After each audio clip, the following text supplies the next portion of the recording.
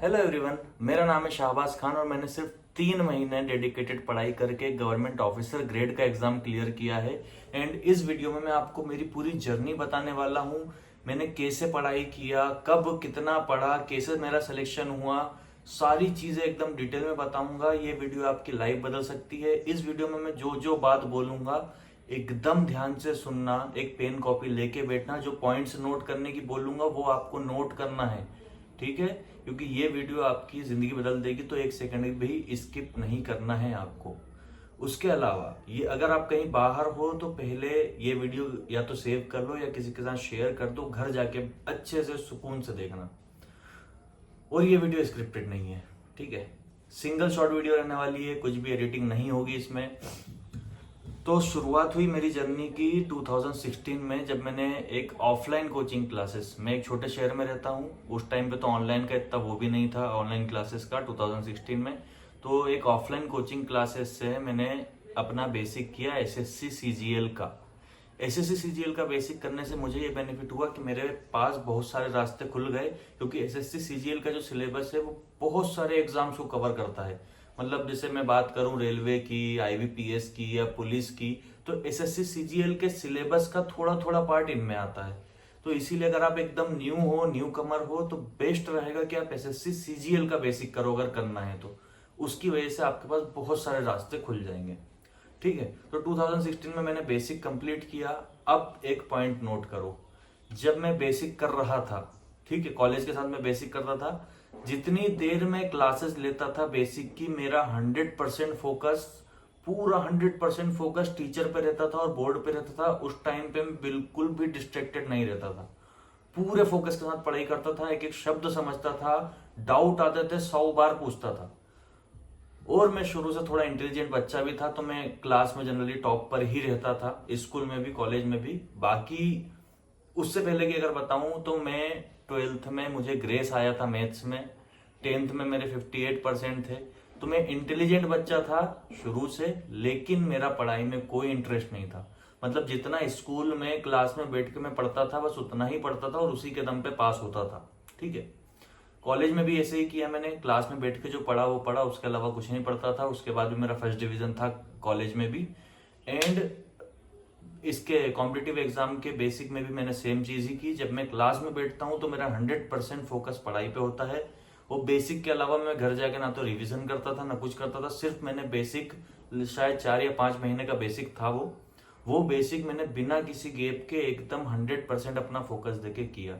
और मैं एक अच्छे लेवल पे पहुंच गया था उस टाइम पे भी। मतलब जो अदर स्टूडेंट्स थे जो मुझसे पहले से तैयारी कर रहे थे, मुझसे उनसे ज्यादा क्वेश्चन सॉल्व हो जाते थे, लेकिन मैं उस लायक नहीं था कि एग्जाम क्रैक कर लूं या सिलेक्शन ले लूं।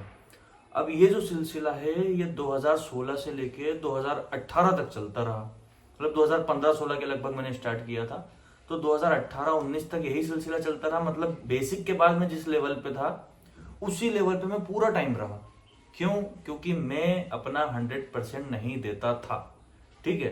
अब मैं अपना 100% नहीं देता था और मैं सोचता था यार क्या कमी रह रही, क्या कमी रह रही, मैं मस्त दोस्तों के साथ टाइम भी स्पेंड कर रहा हूँ, मूवीज देख रहा हूँ और भी अदर एक्टिविटीज कर रहा हूँ पढ़ाई के अलावा, और मैं सोचता हूँ यार मैं तो बहुत पढ़ रहा हूँ लेकिन मेरा सिलेक्शन क्यों नहीं हो रहा। फिर मैंने एक मैथ्स की कोचिंग ज्वाइन की, यही मतलब जिसमें मैथ्स का बेसिक और एडवांस दोनों पढ़ा मैंने। वहां पर भी मैंने टॉप किया क्योंकि मुझे पहले से आता था, ठीक है? दिक्कत कहाँ थी वो मैं आपको आगे बताऊंगा। तो पॉइंट नंबर 2 देखो, आपको हमेशा कभी भी सब कुछ नहीं आ सकता। मतलब अगर आपको सच में भी सब कुछ आ जाएगा तो आपका ब्रेन बोलेगा यार मुझे नहीं आता कुछ, ऐसा एक फेज में चले जाते हैं अपन, ठीक है? तो उससे अपने को ओवरकम कैसे करना है वो भी मैं आगे बताऊंगा। तो 3-4 साल ऐसे ही निकल गए मेरे। कुछ प्री निकले, जैसे रेलवे एएलपी का मेरा एक प्री निकला, एक एमपी में कोई शिक्षक की भर्ती थी उसमें मेरा प्री निकला, मेंस नहीं निकला इनका किसी का भी। उसके अलावा एक एनटीपीसी का मेरा प्री निकला था और एक सीजीएल का प्री निकला था। ऐसे 3-4 मेरे प्री निकले थे, ठीक से मुझे याद भी नहीं, काफी टाइम हो गया। उसके बाद 2018-19 में मैंने पढ़ाई कर दी बंद, क्योंकि मेरा सिलेक्शन नहीं हो रहा था। और मैं वैसे भी मतलब टैलेंटेड हूँ, दूसरी चीजें भी आती है मुझे, मैं बहुत पहले से बहुत सारी चीजें कर रहा हूँ। अगर आपको जानना है मेरे बारे में तो इस चैनल को सब्सक्राइब कर लेना। पढ़ाई से रिलेटेड वीडियो मैं ज्यादा नहीं बनाऊंगा, मेरा कुछ नॉलेज है जो मैं आपके बेटर के लिए शेयर कर रहा हूँ। तो पढ़ाई के लिए मुझे सब्सक्राइब मत करना, मेरी दूसरी वीडियोस देखो उसके बाद ही सब्सक्राइब करना, ठीक है।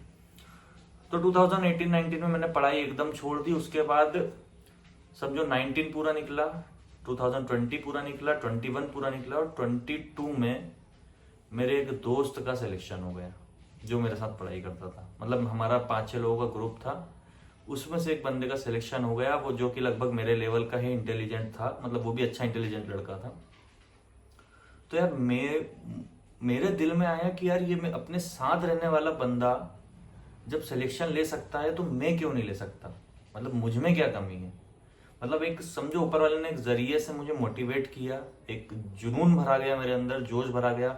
अब इशू क्या था, इस टाइम पे 2022 में मेरी शादी हो चुकी थी, मेरा एक बच्चा होने वाला था, प्लस मैं एक पार्ट टाइम जॉब करता था, 4 घंटे वहां देता था मैं। उसके अलावा फोटोग्राफी का काम करता था, तो कभी ऑर्डर्स आते थे तो वहां भी जाता था। उसके अलावा पैथोलॉजी का भी काम करता था, मतलब सोनोग्राफी पे पार्ट टाइम जॉब करता था, पैथोलॉजी का भी काम करता था, तो उसमें भी मेरे दिन के 1-2 घंटे तो जाते थे। उसके अलावा एक छोटे भाई की मेरे शॉप है, तो वहां पर भी उसकी हेल्प करता था। मतलब मैं इतना ज्यादा बिजी था कि टाइम निकालना बहुत मुश्किल हो जाता था। तो मेरे पास बहुत सारे रीजन थे पढ़ाई ना करने के, लेकिन मैंने डिसाइड करा कि नहीं, मुझे करना है। फिर मैंने क्या किया, लोग अक्सर टाइम टेबल में उलझे हुए रहते हैं, तो एक और पॉइंट नोट कर लो, टाइम टेबल आपको बांधने के लिए है। मतलब आपको जब शुरू करना है कोई चीज, आप नहीं कर पा रहे हो तो टाइम टेबल बनाओ, डिसिप्लिन से उसको फॉलो करो। लेकिन जब एक बार आपका डिसिप्लिन बन जाता है तो फिर टाइम टेबल को रखो साइड में, और सुबह उठने से लेकर रात को सोने तक जितना टाइम आप पढ़ सकते हो पढ़ो। क्योंकि आपको जिंदगी भर पढ़ाई नहीं करनी। जैसे मेरा अब सिलेक्शन हो गया, मैं पढ़ाई नहीं कर रहा हूँ, मतलब मेरी मर्जी है, अगर मैं प्रमोशन लेना चाहता हूं तो मैं पढ़ूं, नहीं तो नहीं पढ़ूं, कोई दिक्कत नहीं है। तो अभी आप एक एस्पिरेंट हो, स्टूडेंट हो, तो बहुत ध्यान से पढ़ाई करो, ठीक है, पूरा टाइम एक एक सेकंड यूज करो। तो अब क्या हुआ, 2022 के अगस्त में मैंने वापस पढ़ाई शुरू किया। मैं एक बार मेरे भाई की शॉप पे बैठा था, अचानक मेरे पास एक नोटिफिकेशन आया एक एग्जाम का, ठीक है। तो उसको देख के मैंने बस यूं ही डाल दिया, और वो एक ऐसा एग्जाम था मतलब जिसमें मेरा सिलेक्शन हुआ है। वो एक ऐसा एग्जाम है जिसके बारे में मैंने कभी सोचा भी नहीं था कि मैं कभी इस फील्ड में भी जाऊंगा। मतलब उस एग्जाम का मुझे कुछ भी नहीं पता था, मतलब एकदम न्यू था मैं उस एग्जाम के लिए। अगस्त 2022 की बात है ये। तो अगस्त 2022 में मैंने उस एग्जाम का एग्जाम फॉर्म भरा और उसी टाइम से पढ़ाई शुरू कर दी। वो पढ़ाई करने का क्या तरीका था मेरा, आप सुनो ध्यान से, ठीक है। मैं सुबह उठता था लगभग 7 बजे, रात को सोता था 10 से 11 के बीच में। अब सुबह 7 बजे उठने से लेकर जो भी एक भी सेकंड मुझे मिलता था, मैं पूरे टाइम पढ़ाई करता था। कैसे करता था सुनो। सुबह उठते से मैं अपना फोन उठाता था और एडिटोरियल पढ़ता था। कोई भी मोबाइल ऐप आप जिसपे एडिटोरियल अवेलेबल है इंस्टॉल कर लो, ठीक है। वहां पर एडिटोरियल पढ़ता था मैं 15-20 मिनट, आधा घंटा। जो वर्ड्स मुझे समझ नहीं आते थे इंग्लिश में, उनको मैं नोट डाउन करता था, एडियम फ्रेजेस नोट डाउन करता था, one word substitution note down करता था। उसके अलावा जब वो पढ़ लेता था मैं खुद से, जब रीडिंग कर लेता था, उसके बाद एक मैडम है निमिषा बंसल मैडम, और एक और मैडम थी, कोई मुझे उनका नाम याद नहीं आ रहा, ये 2 लोग एडिटोरियल एनालिसिस करवाते थे डेली यूट्यूब पे सुबह 7-8 बजे के आसपास। तो मेरा टारगेट रहता था इन दोनों की वीडियो देखना, सारे वन वर्ड सब्स्टिट्यूशन या वोकेब या जो भी ये बता रहे हैं सारी चीजें नोट करना और उनको एक एक बार रिवाइज करना। तो इंग्लिश पढ़ते पढ़ते मेरा ब्रेकफास्ट का टाइम हो जाता था, लगभग 9-10 बज जाती थी, ठीक है। मैं ब्रेकफास्ट करता था। उसके बाद जैसे मेरी शिफ्ट चेंज होती रहती थी, मतलब कभी मैं सुबह 10 से 2 जाता था, मेरा जो प्राइवेट जॉब करता था मैं सोनोग्राफी की वहां पे, और कभी मैं 2 से 6 जाता था, मतलब 2 से 6-7 बज जाती थी, ठीक है। तो जब मैं सुबह जाता था तो फिर मैं वहां जाता था, उसके बाद वहां से आने के बाद एक कंप्लीट मॉक टेस्ट लगाता था एवरी सिंगल डे, ठीक है। और वहां जहां पे मैं जॉब करता था वहां भी मैंने सर से बात कर रहा था कि कर रखा था कि सर मुझे पढ़ाई करनी है, आप अलाउ करें मुझे, मैं यहाँ बैठकर भी जितना टाइम मेरे पास बचता है, पेशेंट नहीं रहते थे जिस टाइम पे, उस टाइम में मैं वहां बैठकर पढ़ता था। वहां पर क्या करता था मैं, सेक्शनल या सब्जेक्ट वाइज मॉक टेस्ट लगाता था और उनको सॉल्व करता था, ठीक है। ये 2 चीजें समझे ना, सेक्शनल वाइज मॉक टेस्ट लगाना है और उनको पूरे सॉल्व करना है। जो चीजें आपको समझ आ गई उनका भी एक्सप्लेनेशन देखना है अच्छे से। अगर कुछ नई मेथड सीख सकते हो तो सीख लो। ऐसा करना है आपको सभी सब्जेक्ट्स के साथ। जैसे मेरे 4 सब्जेक्ट थे, Hindi, English, math, reasoning, sorry Hindi नहीं था, इंग्लिश, मैथ्स, रीजनिंग और करंट अफेयर, जीके वगैरह जो भी है। तो मैं हर एक सब्जेक्ट का डेली एक सब्जेक्ट वाइज मॉक टेस्ट लगाता था और एक फुल मॉक टेस्ट लगाता था एवरी सिंगल डे, और सारी चीजों को डेली डेली सॉल्व करता था, पूरा की पूरा सॉल्व करता था, क्योंकि मेरा बेसिक ऑलरेडी कंप्लीट था। ठीक है, जब मैंने शुरू किया था तो मेरे बहुत कम मार्क्स आ रहे थे, मतलब आउट ऑफ 100 मेरे 32 आ रहे थे। एंड धीरे धीरे करके 2 महीने जब मैंने कंसिस्टेंसी डिसिप्लिन के साथ पढ़ाई की एवरी सिंगल डे, जैसे मैंने आपको बताई है वैसी, अब उसमें क्या होता था, जब मैंने मतलब 2 महीने तक कंटिन्यू पढ़ाई की तो मेरे जो रैंक है वो बहुत ऊपर जाने लगी। मतलब धीरे धीरे करके मैं मतलब टॉप 20, मतलब जिस ऐप पे मैं मॉक टेस्ट लगाता था उस ऐप के टॉप 20 में आने लगा मैं। समझ रहे हो कितना ज्यादा, मतलब 2 महीने में कितना बड़ा डिफरेंस आ गया। आप बोलोगे 2 महीने से क्या होता है, भाई 2 महीने बहुत ज्यादा होते हैं। जब आप दिन का एक एक सेकंड यूज करते हो ना, तो 2 महीने आपको इतने ज्यादा लगेंगे, ऐसा लगेगा पूरी दुनिया जीत जाऊंगा 2-3 महीने में तो मैं।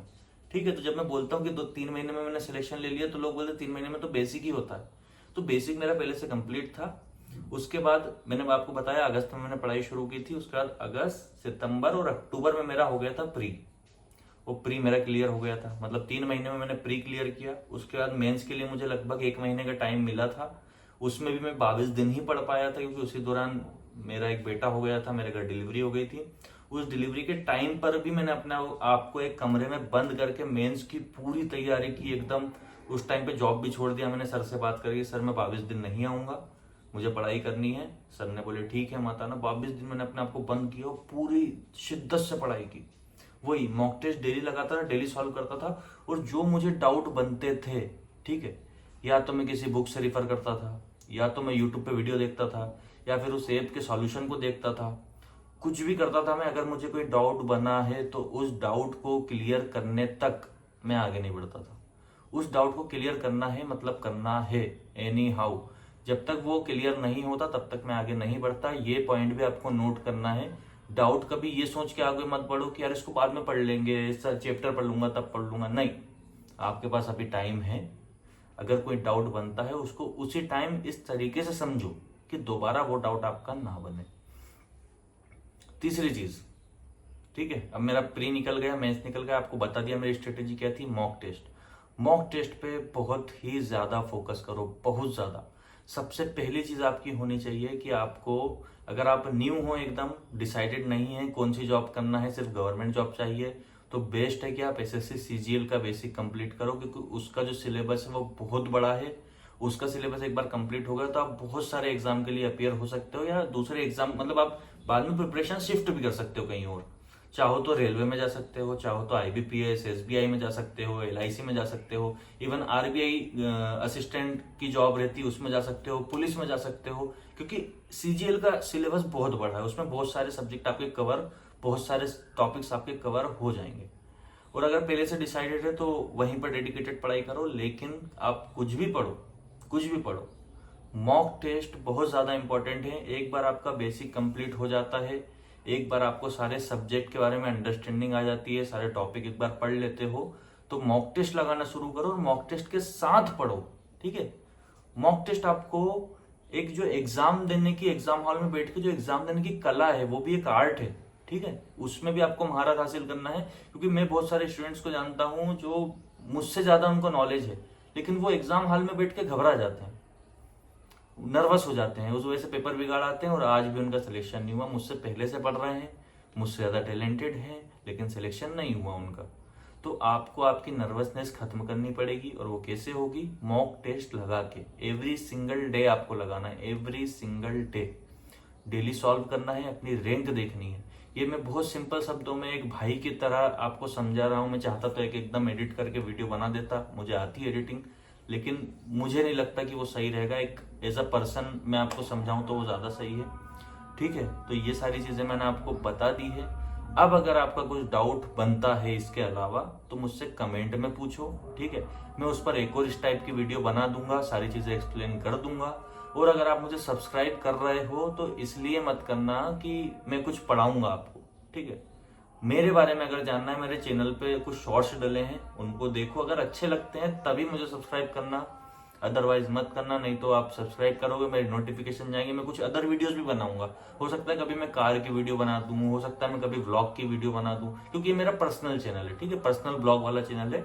मैं अपने बारे में बताऊंगा। तो ये जो आपको नॉलेज दिया हूँ ये मेरे से रिलेटेड है, मुझे इसका नॉलेज था, और भी ऐसे नॉलेज शेयर करता रहूंगा। सो प्लीज सब्सक्राइब अगर आपको मैं अच्छा लगा हूँ, मेरा कंटेंट अच्छा लगा है। ओके, आप कमेंट करो, जो भी क्वेरीज हैं, जो भी क्वेश्चंस हैं, मैं सभी के कमेंट का रिप्लाई करूंगा। और जो भी कमेंट मुझे ज्यादा दिखेगी मैं उस पर नेक्स्ट वीडियो बनाऊंगा, ऐसे ही प्रॉपर एक्सप्लेन करके। ठीक है, bye bye, thank you for watching this video, and मिलते हैं अपन अगली वीडियो में।